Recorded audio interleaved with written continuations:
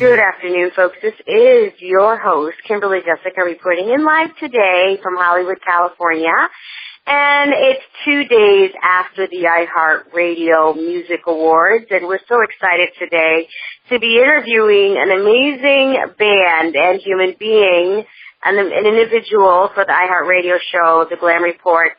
And we're just truly excited. And just let me give you a little bit of background. I love, interviewing and talking to up-and-coming indie artists that are, either bringing a specific genre back, or they're doing amazing things, or they're underground, just really, causing an earthquake below the surface, and it's being felt. And, for me, I am just a music junkie, when it comes to 60s. Well, I'm not crazy about the 60s. It's cool because, music caused movements.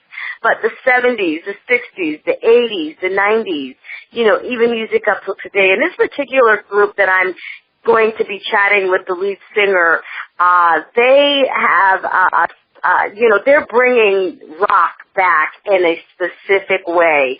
When you think, groups like Nirvana and Bush and any kind of guitar from the 80s, like a White Snake or, a Motley Crue, or, you think about those live bands, those live guitars where you could literally feel the guitar, resonating through your spine, where you can literally listen to the music and relate. It's one of those bands when you listen to their music, 10, 15 years from now, you'd be like, I totally remember what I was doing when that song came out. This is what I was doing. This is what I was thinking. This is who I was with. This is who I wanted to marry. This is who it's one of those bands, and it has those kinds of songs. And to just give you a little bit of background, because you're probably saying, well, who in God's name are you talking about now? Well, it's a group that was formed by this amazing young man, basically, asking his friends to help him find a bass player. And the artist and his guitar player, basically they teamed up with, an amazing individual, which is a bass player, and they began cycling through a long list of drummers that they still hadn't settled on to this day. So, they've made amazing music with a drummer that they haven't settled on yet. But there's more. They performed songs that basically songs were performed that the lead singer had written way back when he was 15 years old. Him and the bass player that he has now, they played shows together, and they really had synergy. I mean, and again, you guys are going to not only hear us talk to this individual, talk to this artist, and we're going to talk about his band, but you're going to also have the opportunity to listen to his music. We're going to play the entire EP on the show today. How cool is that, guys? Then basically after 3.5 years of development, the band honed in on their authentic sound and the development of their strongest songs. And basically, they've had a couple of successful shows as well. At some point, they took a year off performing to, pursue making a debut record, and they ended up working with legendary session drummers Kenny Armoff. Hello, among other recording greats such as Joe Barresi, and I may be butchering his name. I'm not, the crazy about butchering anyone's name, but, we'll come back to that after. And of course, Jeff Sheehan, and towards the end of their mixing, engineer secretly reached out to Butch Vig, and a day later, they heard from him saying the songs were rocking. So basically, you've got the okay of Butch Vig guys, okaying these guys' songs. And then Butch hooked them up with Howie Weinberg to master the songs, another legendary engineer. Ladies and gentlemen, I'm so excited to be interviewing today the lead singer of the band Arcana, and I'm hoping I'm pronouncing it correctly, but of course Spencer MARCU will tell us if we are. The lead singer of the great, amazing group Arcana, Spencer, is on the line with us. Spencer, are you there? Yes. Hi. Thanks for that introduction. That was great. Oh, the pleasure is all mine. It's like I got excited just reading it. How are you today, Spencer? I'm doing great. I've been up all day working on graphic artwork for the EP.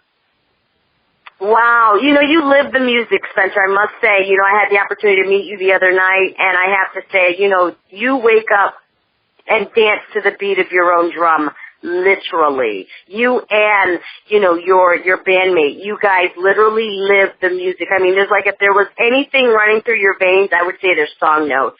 Screw blood, man. It's song notes. Thanks. Thank you. So tell us, Spencer, a little bit of your story in 10 seconds or 20 seconds or less.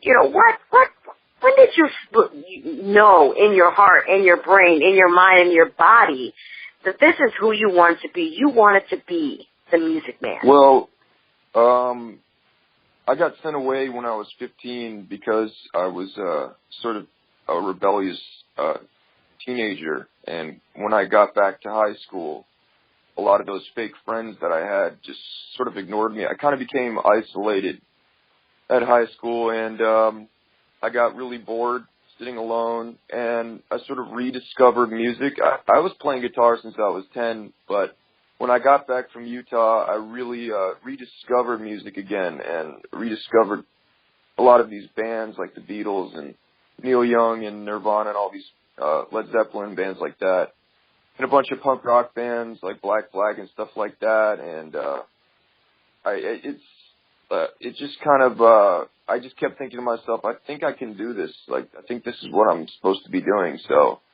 I just started writing music, just writing lyrics and melodies and guitar parts and stuff like that, and just kept going and until the point where I couldn't go to school anymore because I was staying up all really late, and I couldn't balance school and writing music, so I just dropped out of school to do music.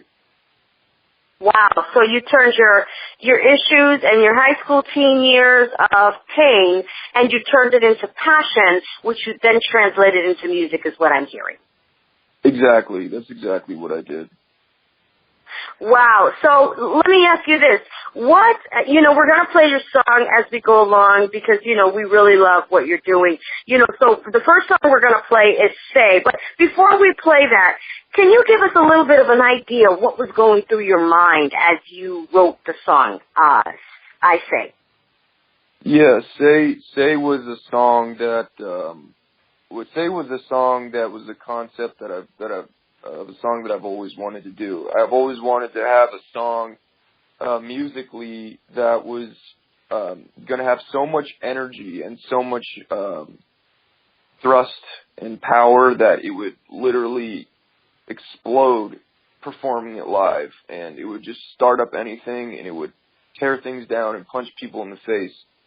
So I knew I had to write something really quick and fast, and as far as the lyrical content that goes for Say, it's sort of a social commentary about how I feel about living in society and with my peers, specifically my generation of people, and how I sort of have, or lack thereof, relationships with people because of how jaded and